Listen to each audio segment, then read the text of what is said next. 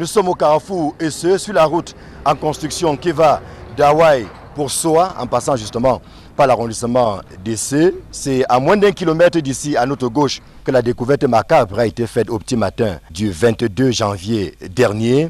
Comme on pouvait s'y attendre, depuis lors, la population vit dans une sorte de psychose avec une seule question lancinante. Pourquoi ici et par ailleurs?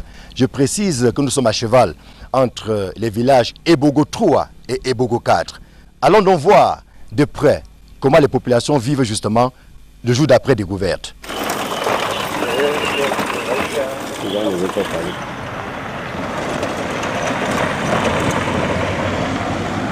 C'est ici en Ndong. Nous ne sommes pas très loin d'une rivière qu'on appelle Konbende, que la macabre découverte a été faite donc, on l'a dit, au petit matin de dimanche. En dehors de quelques cache-nez, rien qui ne montre véritablement que quelque chose s'est déroulé sur ce site il y a quelques jours. Pourtant, les populations, elles, n'ont rien oublié du tout. Ici en Ndong, précisément à Ebogo 3, certains ont presque perdu le sommeil. L'information a fuité depuis samedi nuit, étant donné que c'était un peu tardif.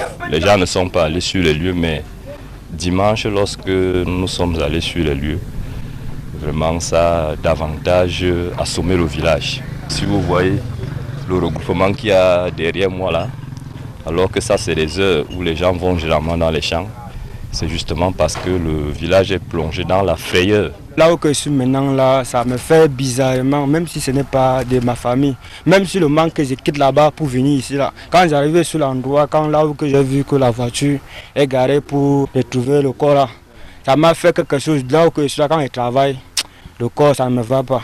Et jusqu'à là où je suis maintenant, de temps en temps, quand j'arrive, le manque, quand je rentre comme ça, là, ça me fait toujours peur.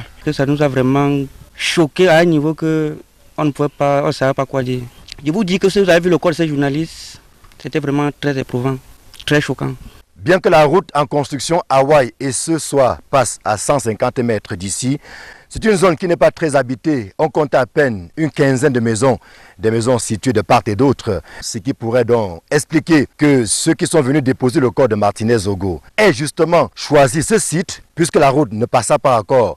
Le trafic n'est pas très intense, en tout cas un peu en journée, pas du tout dans la nuit, ce qui peut donc laisser libre cours à toutes sortes de pratiques. Et je me dis que vraiment si la route a été effective sur la route Soa et ce, vraiment on ne pouvait pas jeter ce corps à cet endroit parce que cet endroit n'est que désenclavé parce qu'il n'y a pas de maison, elle est aussi inhabitable. Le souhait c'est que la route Soa et ce soit effective, que ça mette le développement dans la zone de Soa, parce que s'il n'y a pas de route, il n'y a pas de développement.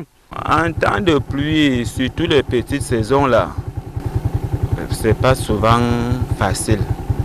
C'est toujours difficile pour vous-même, vous voyez la poussée en saison sèche, ça veut dire que quand la saison de pluie arrive, toute la poussée s'y devient la boue, donc c'est pas facile. Bien sûr, nous on veut la route.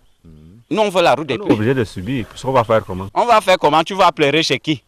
Tu parles même comme ça là demain ou cette nuit même on vient te chercher. Si cet endroit est devenu tristement célèbre depuis la découverte macabre, il n'y a que depuis quelque temps les populations environnantes passent des moments difficiles du fait de l'insécurité grandissante, quelques trafics, mais beaucoup d'agressions et même des coupures de route qui sévissent ici de temps en temps, ce qui laisse perplexe les populations. Le site où le macabre événement a eu lieu, c'est un lieu qui est réputé pour les agressions.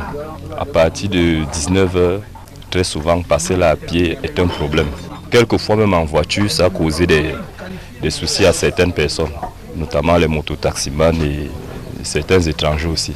Ebogo 3 est profondément marqué, précisément le village Ndong, où nous nous trouvons en ce moment. Mais les populations voudraient qu'on retienne davantage une image positive de ce village. Moi, on aurait souhaité que ce village, ce petit village d'Ebogo, qu'il soit connu à travers peut-être la route qui devait être réalisée. Mais si il faut être connu parce qu'on est venu jeter le corps d'un aussi brillant journaliste, ça nous fait froid au dos. On se demande pourquoi il y a beaucoup de périphéries avant d'arriver ici. Pourquoi c'est seulement ici qu'ils sont venus jeter le corps? Est-ce que ces gens qui sont venus jeter le corps connaissent bien le chenou? Est-ce qu'ils ont un problème particulier avec nous? Est-ce que notre village est un endroit où on vient jeter, est un dépotoir des trucs obscènes de ce genre? C'est l'inquiétude qui plane dans la tête de tout le monde. Ici, Colm Bendé, Élisée Borba, Marcelin Gansop, Equinox Télévision.